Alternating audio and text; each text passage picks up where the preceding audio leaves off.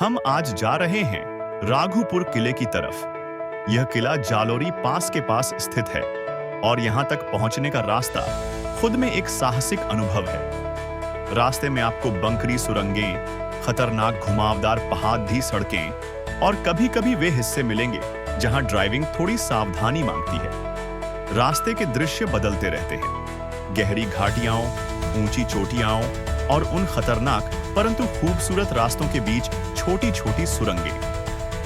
Drive करते समय ध्यान रखें, धीमी स्पीड, स्थानीय सावधानियां और स्थितियों के अनुसार कदम रखें। इस मार्ग का सबसे रोमांचक हिस्सा है जालोरी पास। यहीं से राघोपुर किले के लिए छोटा पर रोमांचक ट्रैक शुरू होता है।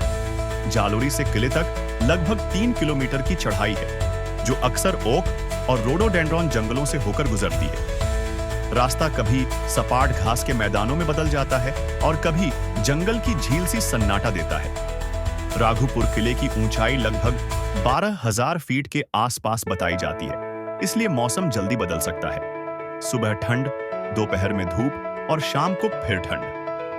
साल के विशेष महीनों में यहाँ के हरे नखरे, रोडोडेंड्रॉन के फूल और बर्फ के नजारे बेहद मनोहारी होते हैं।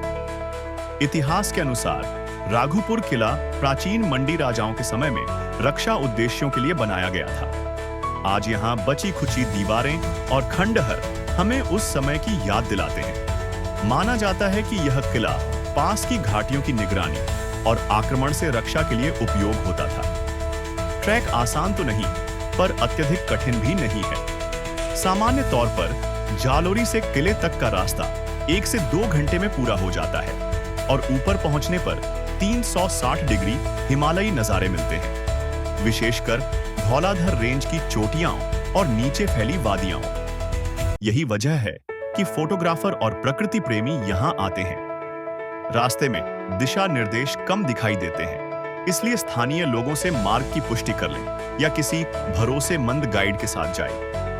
कई आगंतुक बता रहे हैं कि कुछ हिस्सों में निशान अस्पष्ट हो जाते हैं और भटकने का मौका मिलता है, खासकर घने जंगलों में। ऊपर पहुंचकर आप पुरानी दीवारों, खुली घास की मेड़ों और बेमिसाल हिमाचली दृश्यों के बीच खड़े होते हैं। वह एहसास कि आप इतिहास और प्रकृति दोनों के बीच खड़े हैं, कुछ अलग ही होता है।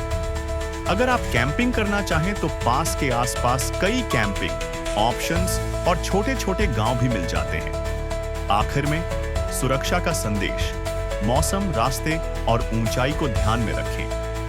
ट्रैक से पहले स्थानीय मौसम और मार्ग की जानकारी अवश्य जुटाइए। और अगर आप यहां आए, धीरे चलिए, तस्वीरें लीजिए और इस प्राचीन किले के सन्नाटे को महसूस कीजिए। छोटी सी कॉल टू एक्शन, अगर आपको यह यात्रा पसंद आई हो तो लाइक करें, शेयर करें और चैनल सब्सक्राइब कीजिए।